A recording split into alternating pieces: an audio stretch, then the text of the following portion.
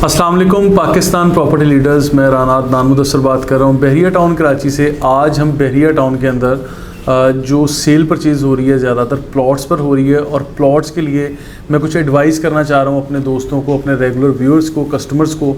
ख़ास कर जब भी आप किसी भी किस्म का रिहायशी प्लॉट यहाँ परचेज़ करते हैं तो मैं फ़र्स्ट मशवरा जो अपने दोस्तों को देता हूँ वो हमेशा यही देता हूँ कि आप लोगों को बहरिया टाउन कराची में ख़ास कर उस प्लॉट की लोकेशन को लाजमी विज़िट करना चाहिए जो प्लॉट आप परचेज़ करने जा रहे हैं। आई नो बहुत सारे लोग ये काम नहीं कर सकते, विज़िट नहीं कर सकते क्योंकि आप लोग कोई ओवरसीज़ होंगे या आप दूसरे शहरों में बैठे हुए हैं, but due to the shortage of time आप लोगों ने डिसीजंस भी लेने हैं और इस तरह की सेल परचेज़ भी जारी रहेगी। तो मैं आपके सामने ये बात रखूँगा कि यहाँ प्लॉट परचेज़ करने से पहले ये वाली चीज़ें जो मैं अभी मेंशन करने जा रहा हूँ इनको लाजमी कंसीडर करें।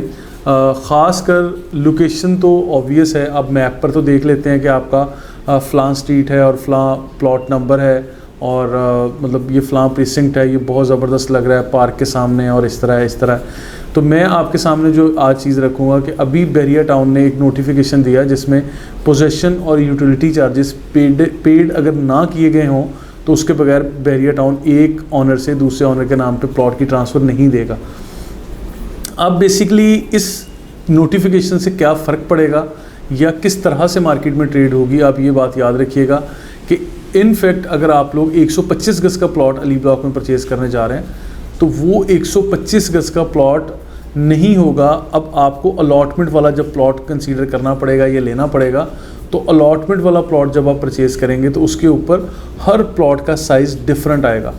जनरल लोकेशन के जो प्लॉट्स होंगे, जनरल कैटेगरी के होंगे, उसके अंदर तो शायद 125 या 130 गज़ का प्लॉट आएगा, लेकिन मैक्सिमम प्लॉट एक्स्ट्रा लैंड वाले प्लॉट्स होंगे। ख़ासकर semi corners, park face, main boulevard जो बड़ी रोड्स पर हैं जिसके ऊपर बहरिया टाउन 10% चार्जेस अप्लाई करता है, ऐसे प्लॉट्स होंगे जो कि कहने को 125 गज़ हैं, लेकिन जब इनफैक्ट आप उसका अलॉटमेंट लेटर देखेंगे तो वो 200 गज़ के भी होंगे, वो 180 गज़ के भी होंगे, वो 190 गज़ के भी होंगे। तो उस एक्स्ट्रा लैंड के लिए बहरिया टाउन ने प्रीवियस कस्टमर यानी ऑनर से पेमेंट चार्ज की है पर यार्ड के अकॉर्डिंगली।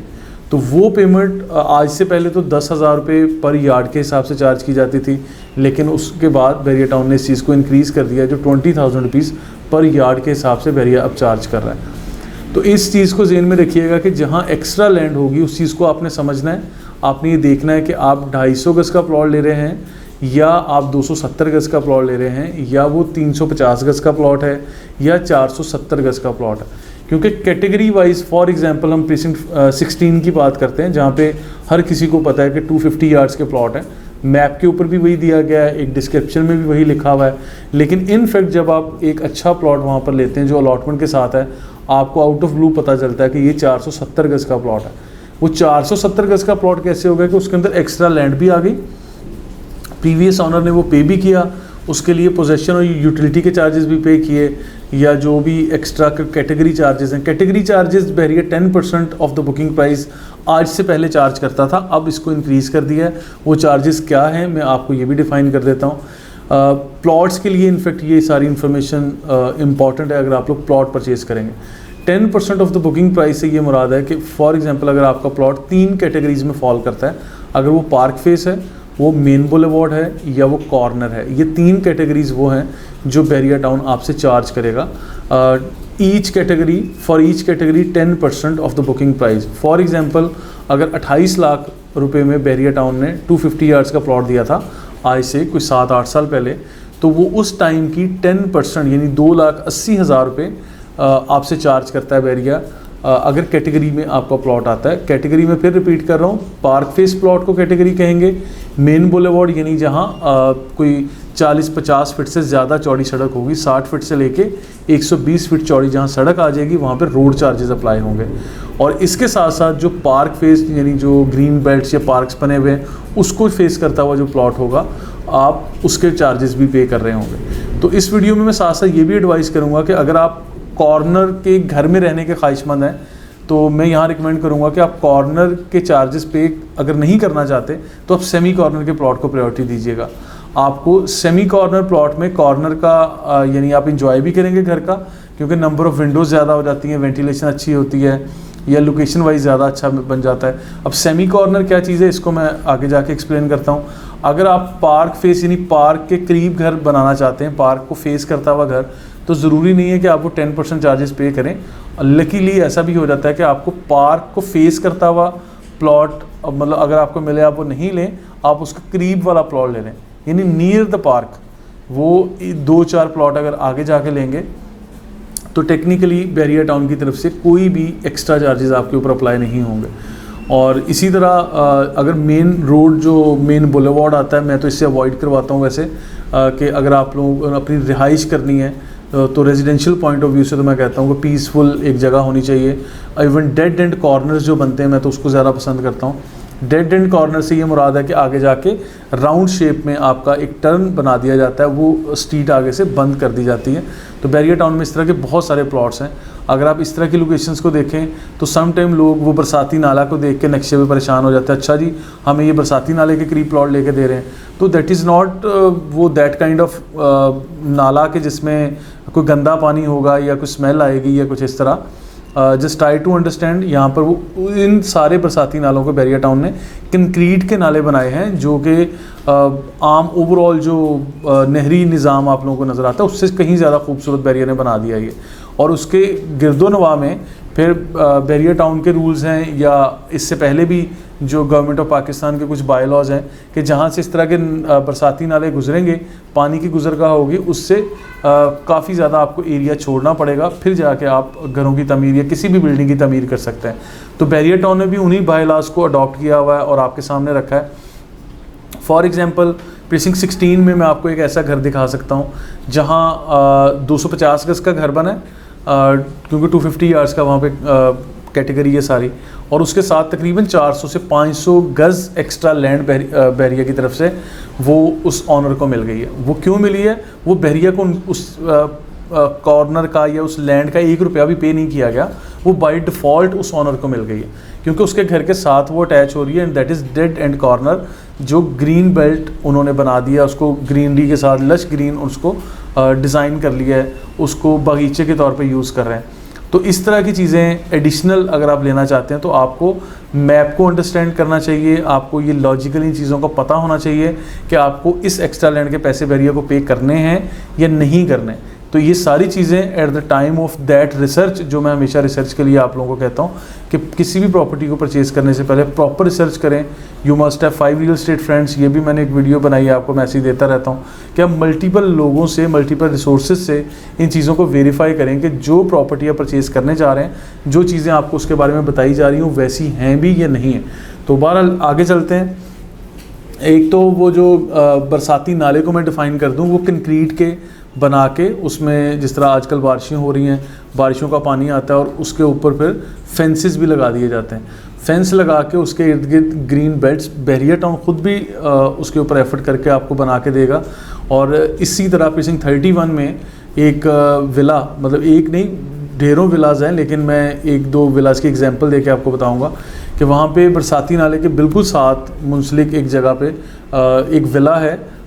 उस विला को मैं बहुत आइडियल समझता हूँ। ये ऐसी लोकेशंस मुझे ज़ाती तौर पे बहुत पसंद है, क्योंकि अगर वहाँ पे 235 गज़ का साइज़ का विला है, 3 बेडरूम अकोमोडेशन वाला, तो उसके साथ कम से कम आपको 400 गज़ ज़मीन ज़्यादा नज़र आ रही है।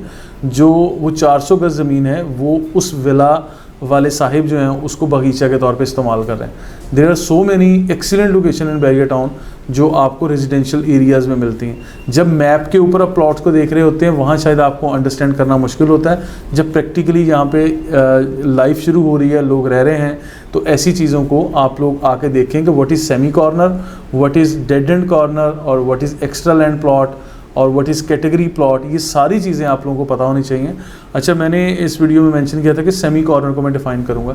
सेमी कॉर्नर बेसिकली वो प्लॉट होता है जिसमें ग्रीन एरिया होता है 2 घरों के दरमियान में या 2 प्लॉट्स के दरमियान में। There is a green area between 2 houses in fact, और उस ग्रीन एरिया के लिए तकरीबन उस एरिया का मैं साइज़ बता देता हूँ, 20 से 30 फीट चौड़ी वो जगह होती है जो सेमी कॉर्नर के तौर पे यूटिलाइज़ होती है। वो कोई रोड नहीं बनाई जाती वहाँ पे, कोई आपको वहाँ से यानी कोई गुजरगाह नहीं है, जस्ट बागीचे के लिए जगह दी जाती है कि आप लोग यहाँ पे ग्रीन बेल्ट या लॉन बना सकते हैं, और वो कॉमन यूज़ के होगी। जो जिन दो घरों के दरमियान में वो लोग कॉमन उस जगह को यूज़ करेंगे, और इसके लिए बैरियर टाउन कोई एक्स्ट्रा पैसे भी आपसे चार्ज नहीं कर रहा। तो इसके लिए कोई कैटेगरी चार्जेस या कोई एडिशनल चीज़ें इसके लिए नहीं हैं। तो बहरहाल जब भी आप चीज़ें लें, मैं हमेशा कहता हूँ कि रेजिडेंशियल पॉइंट ऑफ व्यू से लें तो आपको कमर्शियल प्रॉपर्टीज़ से थोड़ा सा फासले पे जाकर प्रॉपर्टीज़ लेनी चाहिए, ताकि अगर रिहायशी हो तो वो प्योर रिहायशी हो, कोई हर्डल्स, कोई रशी जगह या कुछ इस तरह की चीज़ें, मतलब रश या इस तरह की चीज़ें आपके इर्द गिर्द ना हो। जब आप रिहाइश रखे हुए हैं तो वो प्योर फिर रिहाइश ही करें। तो मज़ीद आगे चल के मैं जो बात आपके साथ क्लियर करना चाह रहा हूँ कि चार्जेस जो आपकी जेब से निकलने हैं उस टाइम तक जब आपने वो प्लॉट के ऊपर कंस्ट्रक्शन स्टार्ट करनी है या घर बनाना है, तो इस चीज़ पे भी आपको अपना कॉन्सेप्ट क्लियर करना चाहिए। क्योंकि अभी मैं ये चीज़ें देख रहा हूँ कि बैरियर टाउन के पोजेसन चार्जेस और यूटिलिटी चार्जेस नोटिफिकेशन के बाद जब प्लॉट अब सेल के लिए आया करेंगे तो हम आपको ये डिफ़ाइन करेंगे, या मेरा एजेंट ये आपको बात बताएगा कि ये प्लॉट कैटेगरी 125 गज़ है, लेकिन इन फैक्ट इसका साइज़ 190 गज़ है। We are going to offer you 190 yards plot का साइज़, तो आपको ये अलॉटमेंट के साथ है, और इस प्रॉपर्टी को you are going to buy. तो इस तरह से अगर हम 1000 गज़ के प्लॉट की कैटेगरी की बात करें तो ऑब्वियसली हो सकता है ऐसा, जो मुमकिन है कि वहाँ 1000 की बजाय आपको 1400 या 1500 गज़ का प्लॉट मिल रहा है। और इसी तरह जहाँ 500 गज़ का प्लॉट है तो वो 700 या 800 गज़ पे भी जा सकता है। एक्स्ट्रा लैंड के चार्जेस वो आपने पे करने हैं या प्रीवियस ऑनर ने पे किए हुए हैं। It will be finalised during your deal, क्योंकि ये अभी हर बंदे ने वो चार्जेस पे नहीं किए। वो चार्जेस पे करने का मरहला अब शुरू हुआ है। बैरियर टाउन ने अब सख्ती से कह दिया कि इसके बगैर हम ट्रांसफ़र नहीं देंगे।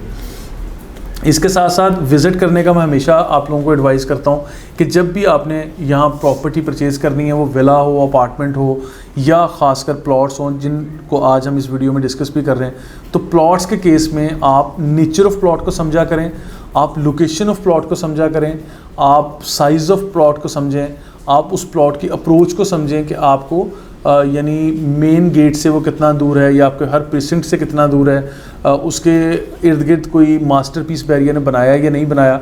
क्योंकि अगर आप इन्वेस्टमेंट के लिए ले रहे हैं या प्योर रिहाइश के लिए ले रहे हैं तो आपको ये पता होना चाहिए कि डांसिंग फाउंटेन आपके घर से कितने फासले पर है, ग्रैंड मस्जिद कितने फासले पर बनाई गई है, और आईफल टावर कितना दूर है, मेन जिना एवेन्यू से अप्रोच कैसी है। यानी ये सारी चीज़ें वन बाय वन आपका कॉन्सेप्ट क्लियर करेंगी कि आप किस टाइप की प्रॉपर्टी ले रहे हैं। अब नेचर ऑफ प्रॉपर्टी की मैंने बात की कि बैरियर टाउन का लैंडस्केप समझना भी आपके लिए काफ़ी ज़रूरी है। अगर आप प्लॉट्स में यहाँ परचेज़ करें, एज ए इन्वेस्टर आ रहे हैं, एज ए बिल्डर आ रहे हैं, तो लैंडस्केप को स्टडी करें आप।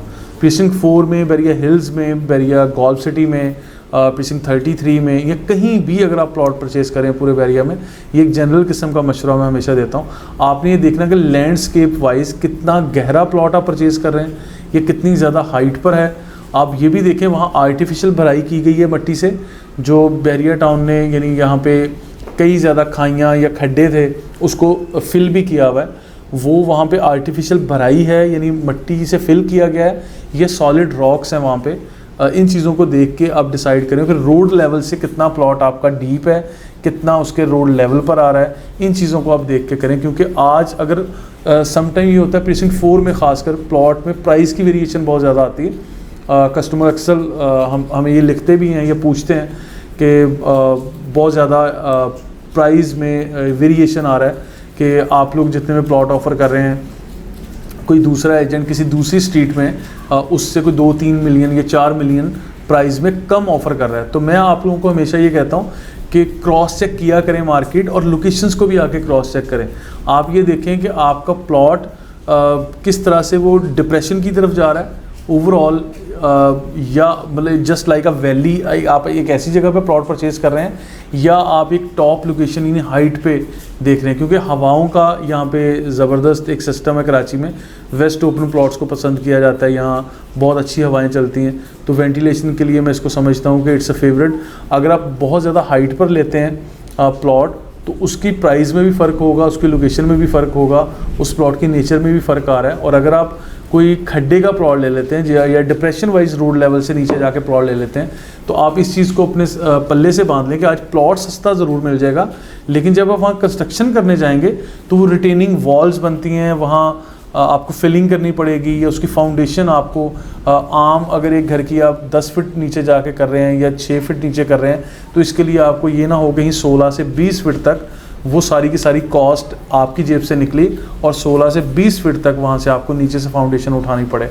और अगर तो आप बेसमेंट बनाने के ख्वाहिशमंद हैं या बेसमेंट आपको मुनासिब लगती है, तो वो फिर एक और एक्सेप्शनल केस होगा। अदरवाइज़ फिर वो सारे पैसे आपकी जेब से निकलेंगे, बैरिया इसमें आपको कोई हेल्प आउट नहीं करेगा। फिर बहुत कुछ ऐसे जगह हैं यहाँ पे बैरिया टाउन अपनी जेब से ख़र्चा करके रिटेनिंग वॉल बनाएगा या बना रहा है। बैरिया हिल्स में ऐसी एग्जांपल्स मिलती हैं, लेकिन हर जगह पे ऐसा नहीं होता।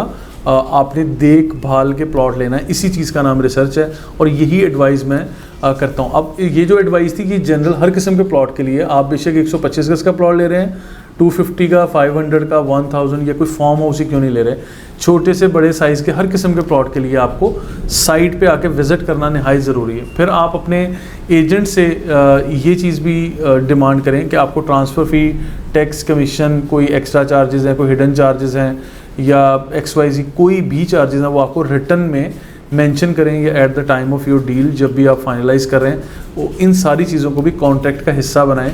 ये आपको हेल्प आउट करेंगे, यानी आपकी सारी कम्युनिकेशन को, सारी डीलिंग को बड़ा स्मूथ और क्लैरिटी के साथ चलने के लिए और इन डील्स को करने के लिए ये सारी चीज़ें जो मैंने इस वीडियो में मेंशन की हैं, इंशाल्लाह ये आपको हेल्प आउट करेंगी। अगर आपको हमारी वीडियो पसंद आई हो तो काइंडली हमारा यूट्यूब चैनल सब्सक्राइब करें और दूसरे दोस्तों के साथ शेयर भी कर सकते हैं। हम लोग यूट्यूब पे और सोशल मीडिया पे मार्केटिंग करते हैं, आप लोग सब्सक्राइब कर सकते हैं। Thank you so much.